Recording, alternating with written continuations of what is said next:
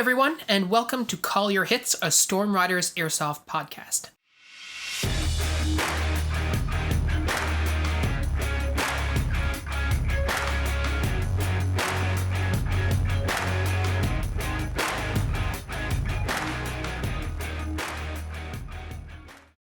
Thanks for joining us, everyone. Today, we've got Chris in the studio with us to talk about a topic that we've hinted at a few times before in the podcast, some of our videos, and that is the relationship between real steel shooting and airsoft. And I remember when I first started playing airsoft, back in the Stone Age, I felt, like I was a pretty slick, top tier operator, I felt like if you gave me a real gun, you could drop me in a war zone and I'd do just fine. And I'm sure many airsofters, especially younger ones like I was at the time, might have felt this way at some point. Many of us fancy ourselves as firearms experts because we manipulate airsoft guns that look like firearms, and we, watch a lot of Forgotten Weapons or Flannel Daddy or Travis Haley videos or whatever. But the reality, though, is that there is actually very little in common between airsoft and real steel shooting, especially real warfare, right? And there's much less, I would say, and I think we're going to talk about it today, of a commonality than most airsofters would like to believe. But we still often hear comparisons between real steel and airsoft all the time, whether it's stuff like players saying they prefer to use AK-47s because they're, quote, more reliable than M4s, which jam all the time. Or they wear plate carriers because real soldiers wear plate carriers, and if it's good enough for them, it's good enough for, us and stuff like that. So today we're going to dive into that a bit and talk about why these comparisons are at best just sort of foolish or, maybe a little cringy or whatever. But at worst, they could potentially also be holding you back on the airsoft field, holding your performance, your own personal performance back, or even performance of your team, right? So I think that's a good place to start. I mean, when I started getting into airsoft, I was referencing a lot of real steel shooting and stuff like that as a jumping off point for a lot of the stuff that we do in airsoft, right? Yeah, for sure. And I think that there's nothing, let's just say it right out first. I mean, there's nothing wrong with doing an impression kit. Or there's nothing wrong with wanting to look a certain way because you want to look like your favorite player in Call of Duty or your favorite military inspired look, whatever. For sure, or character in a movie or whatever. Yeah. Anyone who's pretending they're not doing this because on some level they think dressing up and looking cool is fun is probably lying. But yeah, that's a good point. And I think we're not really talking about that in particular. We're really talking about sort of the perspective that we bring to in our videos and our content, which is you're trying to push your own performance. You're trying to do the best you can on the field. And in that respect, sometimes if you're sort of constraining yourself by what happens in the real world, it might not be like the right approach, right? Yeah, I guess a parallel that I draw right away just to sort of set the tone is, we've said it before, airsoft is like Call of Duty in real life, right? Or as close as you can without doing simunition. And let's not even get into that because it's not appropriate for the average person to even think about, right? Yeah. This is not a thing most humans can do. No, that's right. No. So let's just throw that out the window. But Call of Duty in real life. So when you're playing Call of Duty, do you think that transfers to, real military? Like, no, of course not, right? That's foolish. So I think that you've sort of got to start there with this comparison, right? I mean, there's things that you do in Call of Duty that are fun. You're not worried about actually dying or anything like that, right? It's just for fun. And it gets frustrating and you use what you like and, you buy things to look cool. And that's exactly what airsoft is like. Yeah, that's a fair point, yeah. So, I mean, if we start from there, that sure, we can be inspired by military looks and all that sort of thing. But even if you were to throw on a full battle rattle of a Canadian soldier, because we're in Canada, you would not use 90% of that kit in an airsoft game, right? You would not. Yeah. There's no function for it. I mean, if you look at, the sort of Canadian soldiers' standard carried kit, first for airsoft, dump everything that's not the rifle, vest, and, your primary line, because you don't need any of that for airsoft. I mean, don't get me wrong, putting on a huge backpack and hiking around in the woods in a sort of simulationist way can be fun, but in terms of like practicality of play at an airsoft game, no. Yeah. And of course, now if we're talking about a full milsim and all that, we've got to sort of filter that. But just in the terms of if I'm going to play airsoft in a skirmish, right? And even if we take it a little further with that, I don't know about you guys, but I actually used the Canadian Forces vest for a few years, and it sucked for airsoft. Yeah. It sucked so hard. I mean, Yeah, I've never used one, but I've heard that a lot. Yeah. in fairness, I think my impression of them is that they're also not great for anything else. The feedback I've encountered is pretty negative universally. Yeah, they're meant to be worn over a huge body armor. They're meant to be, it's not necessarily a, high speed, low drag sort of rig because it needs to perform a bunch of other things. It's like, hey, you need to survive for a few months while you have mags on, right? I mean, my little chest rig would not survive a week in the woods. Yeah. Right? Like, let's be real, right? Yeah. And I we've said this before, but a lot of military equipment is made by the cheapest bidder, right? It's not necessarily the best piece of kit that is available. Well, in point of fact, it's not the best, most expensive piece of kit that's available out there, right? Whether you're looking, now they could have issued gear that is perfectly fine, but is there a civilian equivalent or an aftermarket equivalent that is better? I mean, probably, right? Like we talk about like boots, like the CF issue boots are fine, but the hiking boots that we use, like the Merrells, or you look at, Solomon's or whatever, are likely going to be better, right? A better boot for our applications, definitely. For sure. I think that's right? an important distinction as well, because it's like, if I was going to go tromp around in the woods and want to stay dry, yeah, I'm not wearing my my Moabs. I'm sorry. Yeah, for sure. Yeah. You know what I'm going to wear? Rubber boots. Yeah, that's right. Come on. So, I mean, yeah, if we're going to draw like the same, like the theme of this is to draw the parallels and then like have a bit of reality in there, right? Mm-hmm. And I think, you just touched on it just now. Like you really need to think about what exactly are you using this for, right? Because like you said, if you're going in the woods and you're going to be in there for, a week or, a month or whatever, your feet need to stay dry. What is the best tool for that application? Is it going to be some sort of like fabric tactical boot? No, of course not.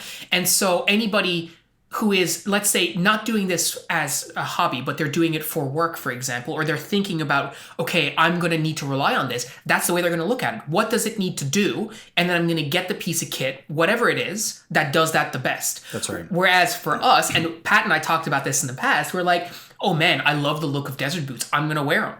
Yeah, but those are not great for the winter, and they're not great for the wet. And where we live, it's always one of those two things.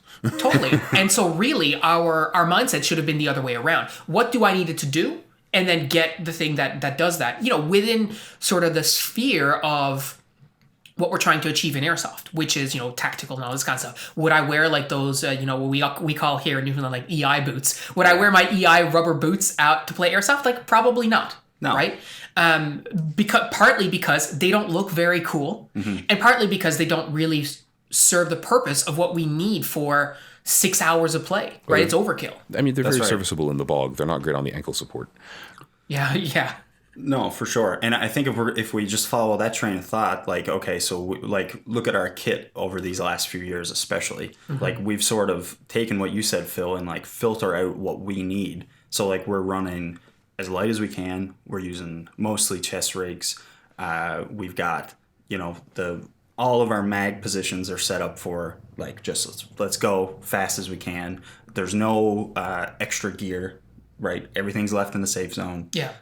Everything is light and tight, right? Is that what you'd want for any sort of military operation? Well, I'm not a member of the military, never have been, just like you guys, but I can't imagine that that's what, they'd be going Totally. for. Like, I mean, where am I going to carry my map? Where am I going to carry my GPS? Where am I going to carry my tourniquet, my IFAC? Like all these kinds of things that we don't really think about, right? Because they're not part of our, for lack of a better term, like mission essential kit. That's right. We need BBs, somewhere to hold those BBs, and you need the rifle And the batteries, right? Yeah, That's pretty much it. Yep. That is it. That's all you need. Now there's other nice to have things, like it's nice to have a dump pouch. It's nice or depending on how you play, it's nice to have a multi-tool maybe, or some grenades or whatever. But I mean, it's proven every day when you play airsoft, because there are people on the field with hoodies and sneakers that are playing airsoft. Yeah, exactly. Right? Yeah, like for so sure. if it's not possible, then that wouldn't exist. Yeah, for sure. And indeed, there's a reasonable reality where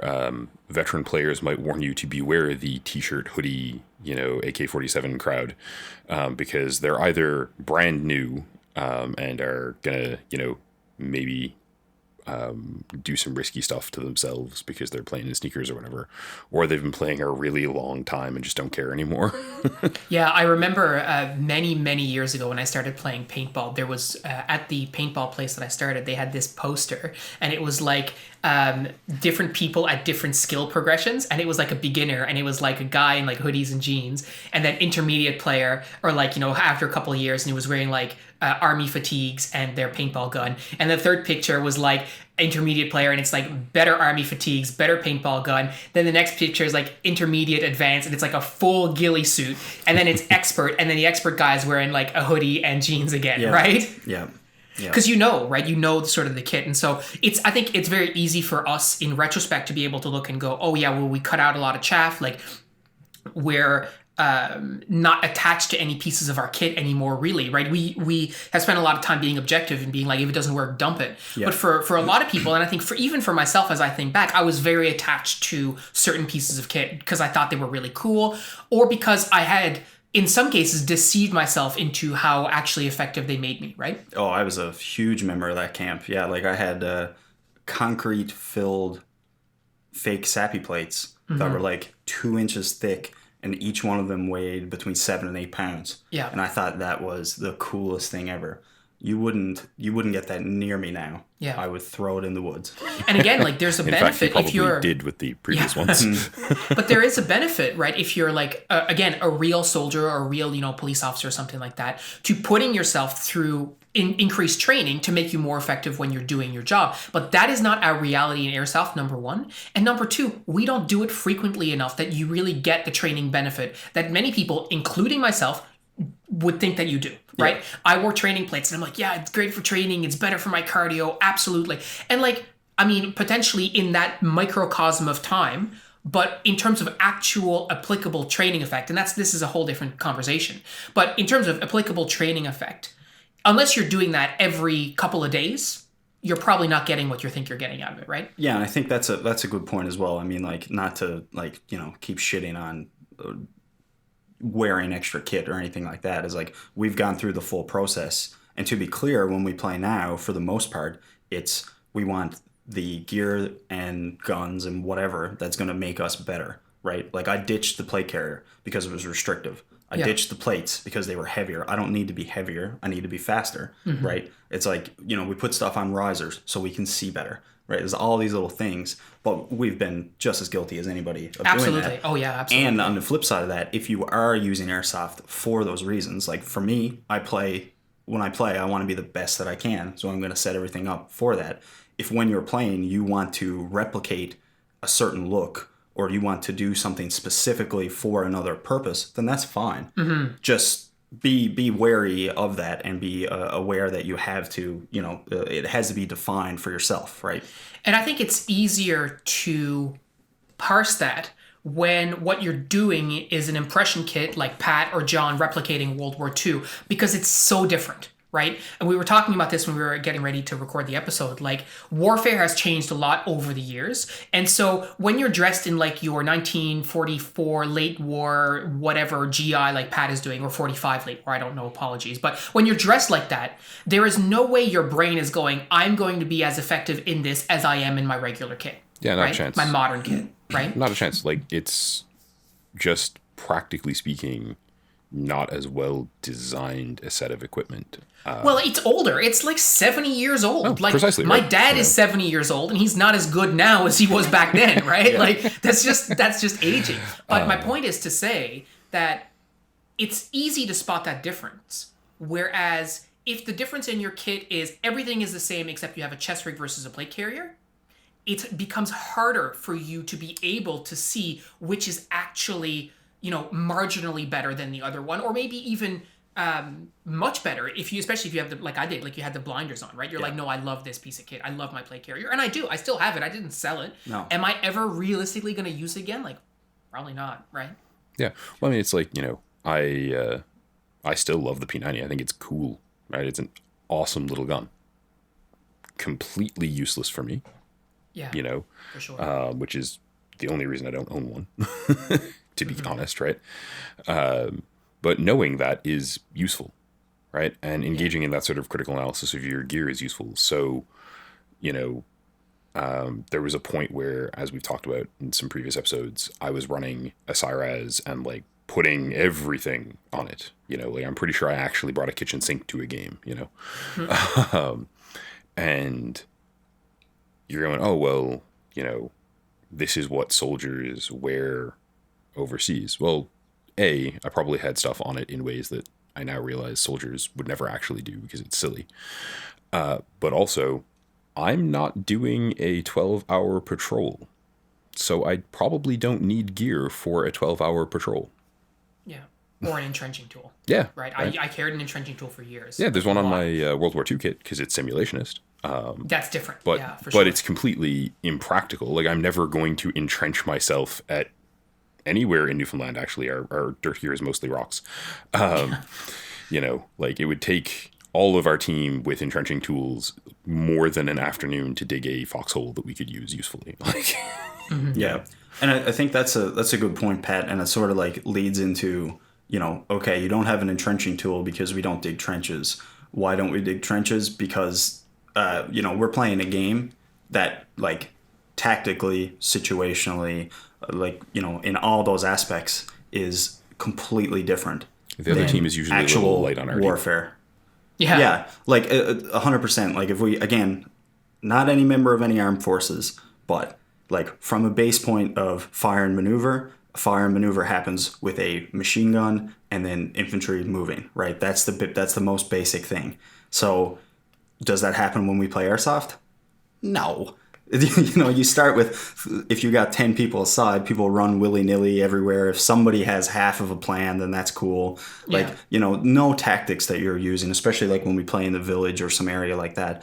None of that is anywhere near what you do with a real firearm. Of course not, right? Because we're playing a game. And I mean, you know, to continue that thought, like the variables are also so different, right? Like you think about, you know, and again, not a firearms expert, but I can say with a very high degree of certainty that the effective range on a firearm is much higher than the effective range of an airsoft gun. We've talked about that a few times in the past. Even if right? you transfer, like if we say feet to meters, right? Like I've heard that comparison being used before. Like, okay, my airsoft gun can shoot 200 feet, right? So a real gun would shoot 200 meters, and it's roughly equivalent, right? No, it's not. No, not even close. Firstly, that is not how math or physics work. No, there's that. no, Yes, right? yeah. You know, Well, like- I've just heard that, like, you know, you can't even scale it back, right? Yeah. Because when you're talking about accuracy, ability to suppress, all these other things, right? Just even look at our ammo count, and then that tells you everything you need to know, right? Yeah. With a little chest rig and a belt, I can carry like 1,500 BBs. Yeah. Put 1,500 223s on and see what that looks like. Yeah, I remember one time we were talking to Cal on our group chat or whatever, and he sent a picture of the book that he was studying for one of his courses, and it was like how to use a machine gun in an indirect fire capacity or something like that. You would never do that in airsoft. You're better off throwing the BBs at them, right? Like That's it's completely different, right? And we've talked about like the gear and stuff, but I think we can sort of cycle into the actual like, you know, firearms versus airsoft gun aspect. There is no comparison. We're taught, and we've said it before, as much as it certainly pains some airsofters to hear it, airsoft guns are toys. They're not meant to do the things that guns are meant to do, right? They're not meant to kill people. They're meant to have a fun time at a game with your friends on the weekend or you know, even at a milsim or whatever. And so consequently, there's going to be a lot of different things between airsoft guns and real steel firearms that make it so that the comparisons cannot be made. Yeah, Right. and you can compare them. There are ways, just like we just compared gear, right? It's like, would a mag pouch that, any soldier would use, could we use it effectively? Of course we could, right? There is transferable stuff. And just like people use airsoft as a really good training aid for real steel, right? When it's used appropriately, right? Like you've got to be aware that, you know, if you're dumping mags in your garage and you think that's going to translate into you being really good with a real pistol, well, some things can translate. If you've got a roughly, you know, 1-to-1 replica, you can work on your draw, you can work on your sight presentation, you can work on all that kind of stuff. But You can work on your reloads, yeah, of course. You can work on some mechanics and stuff, but I don't know that you can. And of course, there's going to be people that bring up like that guy who trained with what's his face, the T-Rex. Yeah, guy. Q. Yeah. Yes, but how many airsofters do you know that train like that? Yeah, like I none. certainly Yeah. do not. Like, I don't know anybody, right? So that's a different level of things. So yes, it can be translatable that way. But again, if we're talking about airsoft to real steel to military, that's another divide right there, right? But just where I was going with that is, sorry, Pat, is to just say that it can be transferable, but you need to be aware of what pieces are transferable. For sure. And so, as an example, when I was taking real steel shooting and got to shoot an AR-15, which is essentially the form factor of the airsoft rifle I've been using for 10 years, or whenever you say that, which is essentially the form factor of the airsoft rifle I've been using for the last 5 years. The actual manipulation of the physical object was very familiar, right? Adding in actually using the charging handle was not really problematic, right? However, there's no ballistic similarity whatsoever. So I had to learn to actually aim and fire the thing in a completely different way. And the takeaway for airsoft immediately is, okay, so our weapons, I'm going to change that. Sorry. Our rifles fire in a sort of parabola. Yes, a bullet also fires in sort of a parabola, but it's a very different shape, and that matters a whole lot. If you watch people doing, like shooting courses, how to be a tactical shooter sort of things, you see people doing like prone lying on their side shooting. That does not functionally work with an airsoft gun, because you've changed how the thing is working too much to allow it to function. Well, the hop up applies the forces differently, only in one way, right? Like, Yeah, exactly. It curves the bullet, or the BB, I should say, up, right? But if up is now right, well, guess what's happening to that BB, right? Bye. That's how we, like the old Mark Knopfler trick, where you turn your rifle to the side so you can shoot people who are moving, and you can, like, curve the BBs into them as they're running. Shoot behind a cover. Yeah, I've seen for that, sure. that guy turn his rifle upside down and shoot down on people when he was in a 2-story building, yeah. But that brings up another good point, Pat, is... just so, okay, obviously the ballistics are quite different, but even the way that we aim, like when you aim a real firearm, like, okay, I just went moose hunting, right? When we aimed at that moose, we aimed where we wanted that bullet to go. And guess what? It did, right? So when I aim my airsoft rifle, when I see Pat peeking around a corner, I aim where I think that BB might go, and then because of wind and because of everything else and the, just the irregularities in shooting of a sphere through a smooth tube, it might take me a few to walk on. And guess what? If I was aiming at his his forehead, I might hit him in the chest, right? That's just something that we accept. And, it might take a few less BBs because Pat's a big target, but the practicum is definitely there. And there's probably a point shooting a real steel firearm where lead time becomes a thing, right? Because your target is moving. It's just ludicrously far away, especially by comparison to airsoft, where, if you're 80 feet away from me, I need to lead you a little if you're moving, even if you're walking. And that's as well, like, not to mention all the mechanical differences as well, like in terms of even just manipulation. Like, I remember the first time I went out with Cal's dad to shoot his rifle, and this was just at the cusp of all like the Magpul Dynamics stuff coming out, and I had seen that and I had watched it over and over and over, and I had practiced some of the drills and stuff like that, like the malfunction drills and whatnot, which, by the way, completely useless for airsoft, right? Because you're never going to have a brass over bore malfunction or anything like that. And just simple stuff when I started doing it, I'm like, oh, that doesn't actually happen with this particular gun. Couldn't put the weapon on safe unless it was actually in battery, right? Whereas with an airsoft gun, you just flick it on safe whenever you want. Yep, that was definitely just stuff like that. A distinction for me right? as well. And so, and we were shooting crappy ammo. Shoot crappy ammo in airsoft. You get gunk in your barrel, you might get a jam or double feed or whatever. Same sort of stuff happens. Procedure, vastly different. Yeah. Right? You cannot clean a real steel rifle out with a airsoft unjamming rod. Hot tip.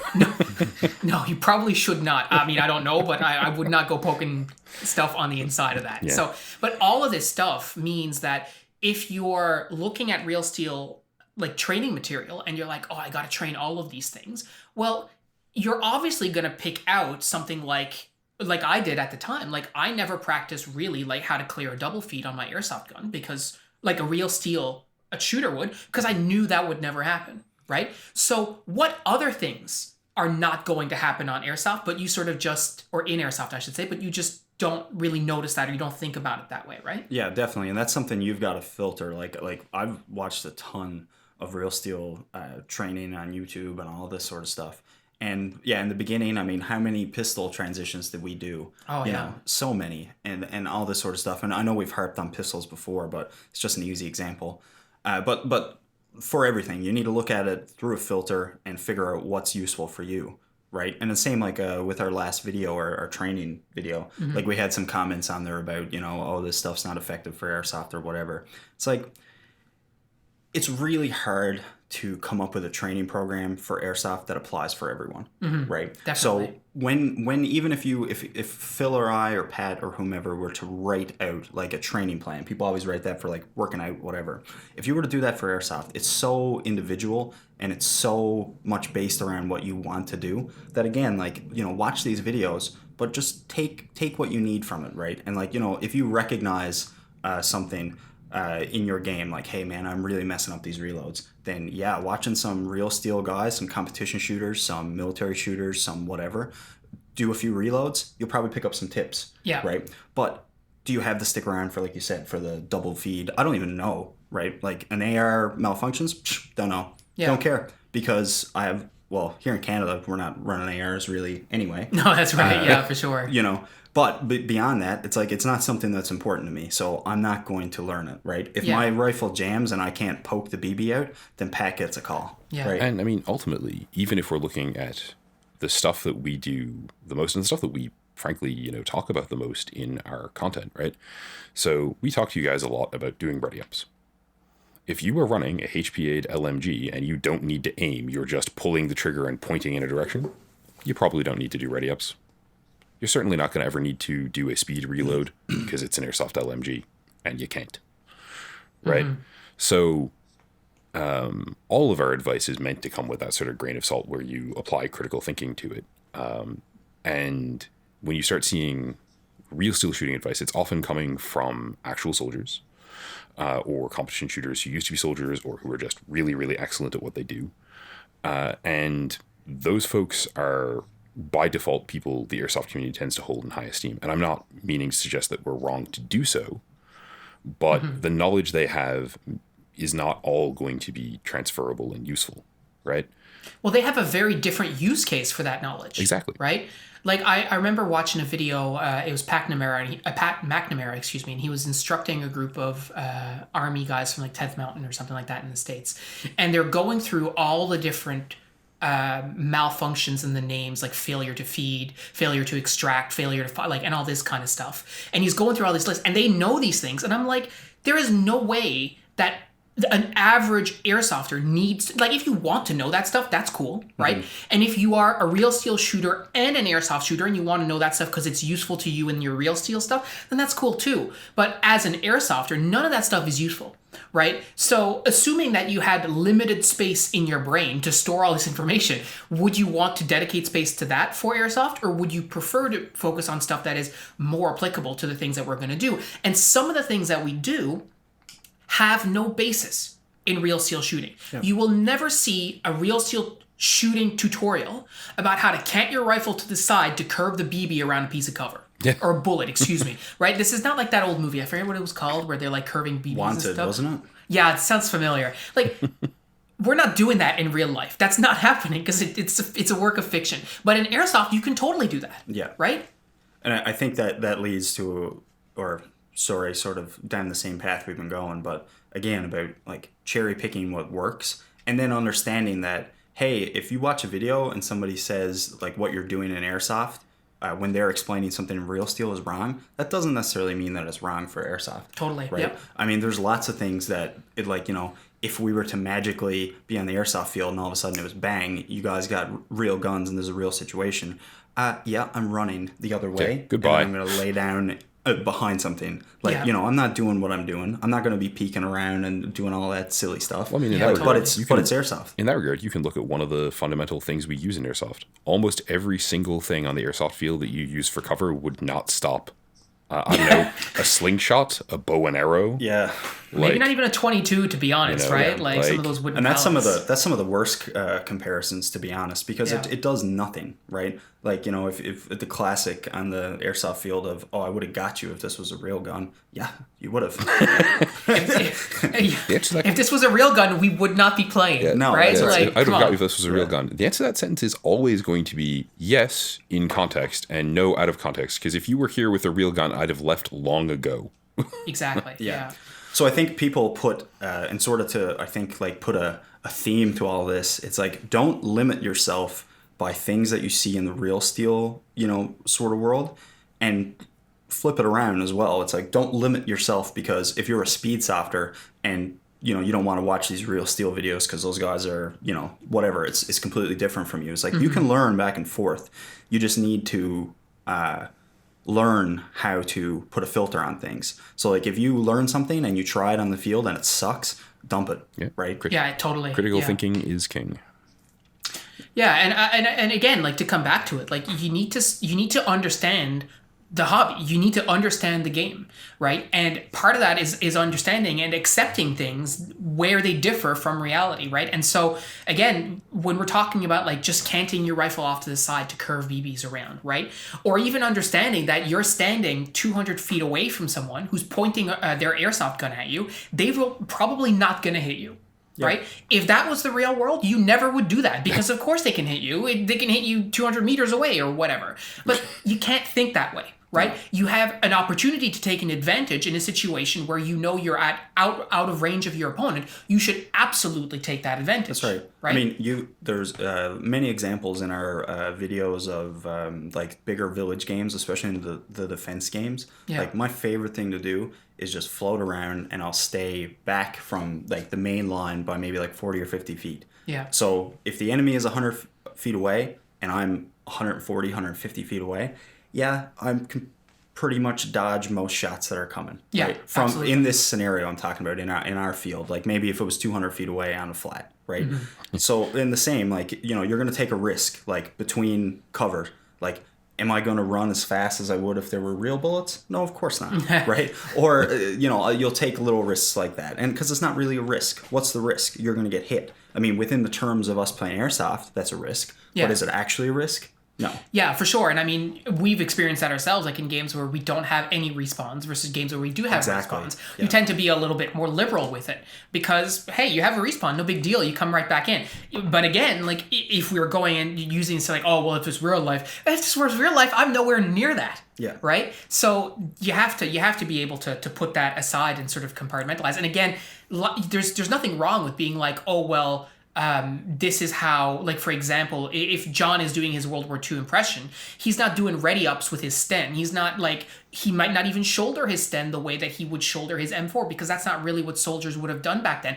That's totally cool. Mm-hmm. But it's a decision that you're making versus being like, oh, well, no, I got to because, you know, I need to stick to cover because that's what, you know, we say. Or like for me, I always say you should never peek out of cover without your rifle being up. Yet I do that all the time as well because I'm in a situation where I know that I don't need to for whatever reason. Well, right? And the consequences of you being wrong in that situation are, oh, well, I'll play again in 5 minutes, as opposed to, you know, much more dire ones, right?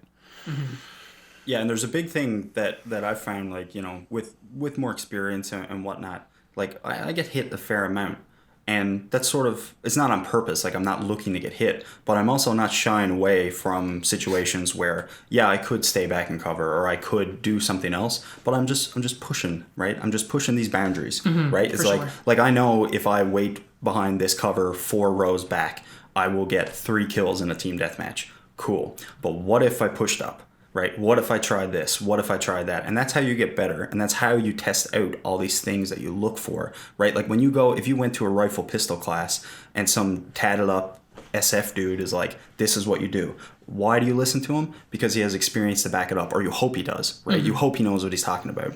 When you're on the airsoft field, I mean, why do we have a podcast, right? Why do we have a Discord? Why do we have all this stuff? It's because we're crazy. We have, perhaps, but we have some experience, right? And the things that we say generally tend to work. And then people, when they figure that out, then they're looking for more. So how do you do that by yourself? You get your ideas, you formulate your plans, and then you test them on the airsoft field. And it's really easy for us. It's binary. It's like, did it work or did it not? Yeah. Right? And then you do that enough, and it's like if you tried 100 times and it worked once out of 99, it probably doesn't work. Yeah. Right? And every now and then you get one that sort of worked, and you're like, all right, how can we refine that into something useful, or do we discard this?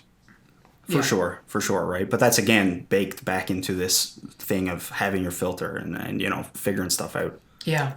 And I mean, it can't be said enough. Like, you really need to, especially when you're looking at, your real steel points of reference. And we've done this in the past. Like, there's, what's the guy's name? Bob Keller. Yeah. Bob Keller is a shooting instructor from the United States. And he has a lot of really good concepts. And the concepts of, like, the ready up being the bread and butter of what the training should be around makes sense for real steel shooting. And it does make sense for airsoft, for our applications of airsoft. Totally. Despite my earlier comment, I do totally agree still, Right? Like, for what we do, like, we think it's really appropriate. Now, that's not always what we've trained, and in the training video, we sort of touch on that. It's like we've refined and eliminated things that are no longer useful. And if we keep something that's not as useful, you have to do it sort of consciously. And there's a discussion on the Discord about this today, actually, where the guys were talking about pistols for airsoft. And one of the guys was saying, well, like, I find I just want to get a pistol that has, like, good accuracy, because I find I'm never in a situation where I get good accuracy from my pistol and all this kind of stuff. And I'm like, I said that really the problem with pistols is that they're hard to shoot, period. Right? They're hard to be accurate with. So if you're going to carry one, it's because you think it's cool and it's fun. And I love my pistol. It's so much fun to shoot, but it is not effective. Right. No, and I mean, you there are situations like, for players that are playing a lot of CQB or whatever the case may be, you might not be comfortable with the rifle, all this sort of stuff, or a pistol is applicable. But like you said, for us in our application, totally. There's one on our hip because it recoils and it's cool. Yeah. And and sometimes in really close engagements, when I'm going inside somewhere, I'll draw it and stuff. But how often have I actually used it in those situations? Basically zero. Yeah.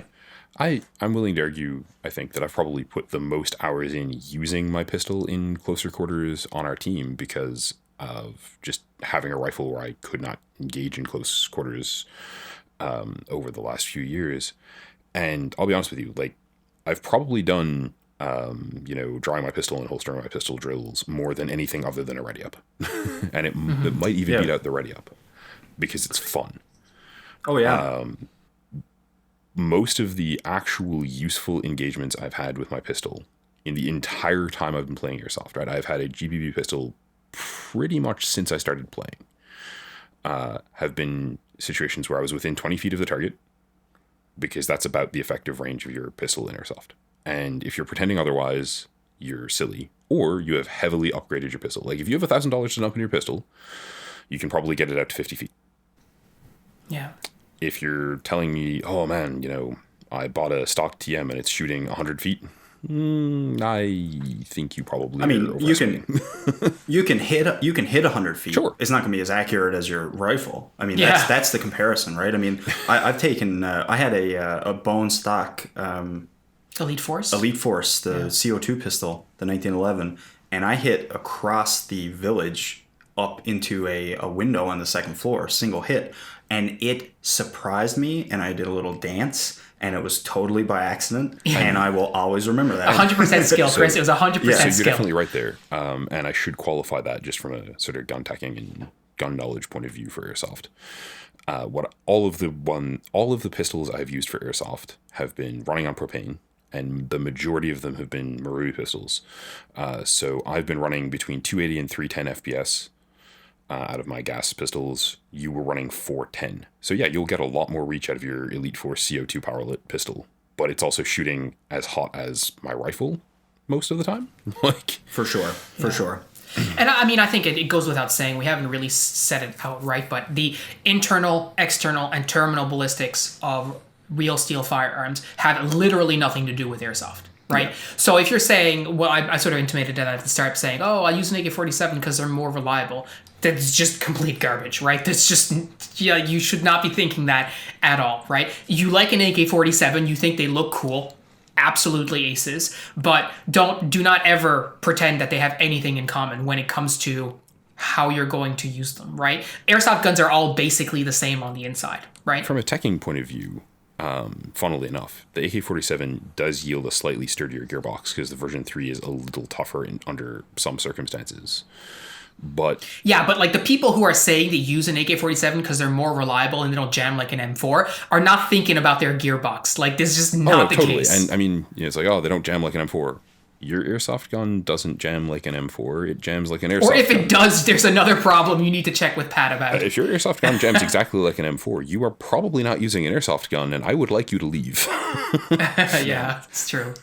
Yeah, so I think it's a good conversation to have, and it's good for people, I think, I mean, sort of what we've talked about, to really sort of filter if you're looking for performance, to look at your stuff and say, like, do I really need this? And if your answer is, well, real steel X, you probably need to revise that and spend a bit of time thinking about it. It could be that that's the most effective thing that you have, or the best way to train the particular thing that you're looking to train. But in our experience, that hasn't really been the case, right? Well, and it's just to sort of, I don't know if this ties stuff together or not, but like to bring up the Discord, one of the guys a little while ago commented that he, after watching our training video, he actually did do a little bit of training, right? And he may have found some inefficiencies or whatever.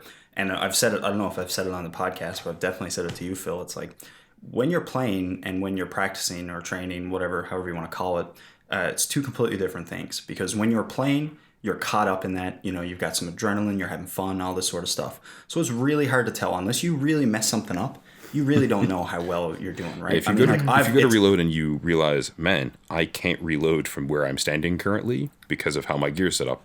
Okay. Well, I'd actually say the reverse too, because there have been lots of times where I was like, holy crap, that was a horrible reload. And then I watched on the video later, I was like, oh, actually, that wasn't that bad. That's what I mean, is that it's hard because there's all these other variables going on. But if you stand in front of your mirror or in front of your buddy and you're reloading, that's it. That's all that's going on. Mm-hmm. So you can pick up little things. So that's where a lot of the benefit of this training stuff comes from. And again, like, the training videos we do and the training videos that we suggest you watch, you only get so much from a video. I mean, if you've actually gone to a class, it doesn't have to be a firearms class, because I've only done the hunter requirement for here, never gone to a rifle pistol class. But from other things and extrapolation and just training ourselves, I mean, what usually happens, we all set up to do a drill. We do the drill. Nobody's really in charge, but who's ever doing the drill is being observed by 3 or 4 people at least. Mm-hmm. So the drill is done. Personally, you're assessing your own performance. Then, you know what? If your buddies are actually trying to help you, they're going to point out, not in a mean or negative way, they're going to be like, hey, what if you just tried this, right? And that's the real benefit of training that you can't see on a video, right? That you can't see from watching the online version of a class. Yeah. Is you're doing things with other people watching, and the sole purpose of it is for them to pick out if you're doing it right or as efficiently as you can. So you can reload like a rock star when you're by yourself in your bedroom, but if you can't do it on the field, then there's something going on there, whether that's mental or whether it's something physical, right? I mean, how many times has that happened, when we're doing training or whatever? It'd be like I'm after, not that I do it all the time or whatever, it's been pointed out to me tons of times, but, it's like you see something done wrong, like, oh, you're actually not using your molly right. Your pouch is floppy, right? Or you know what? When you go for that reload on your belt, it's because your malice clips are put in wrong, right? Just little things. And then it can get, depending on how good your group is, you're all just gonna, what does it you always say? The rising tide lifts all boats. That's right, yeah. Exactly, right? So that's one of the real benefits of training and getting other people training with you, right? Yeah, absolutely. And there's also this thing that when you say like, oh, if you're able to just do a reload at home when nobody's watching, and if you start to choke when people start watching you, like that's a real thing that happens. It's like, I could do this at home when nobody's watching, and now I'm being observed. It's like, oh my God. but that also simulates that other, an extra level of stress, right? And so you get more proficient. There's always a benefit. That's why we enjoy training so much, I think, because playing airsoft is fun and we love to do it, and we don't do it as much as we would like to in a lot of cases. But we're always down to have a training day because it's a positive experience. It's an opportunity to get better, get constructive feedback, grow a little bit, and find out stuff that maybe you didn't even realize was holding you back, right? Yep. I mean, how many times has it between all of us where somebody said something for years and you ignore it? Yeah. And then all of a sudden you try it and you're like, oh my God, I should have done that years ago. John with slings. Oh yeah, don't even start with John because that's a whole nother podcast. But I mean, how long did it take Phil and I to realize that good hiking boots were probably better than whatever else we were buying for what we were doing? And ultimately this is sort of an experience thing, but also a chance for people who are listening, I think, to learn from our mistakes and get the freebie out of it, right?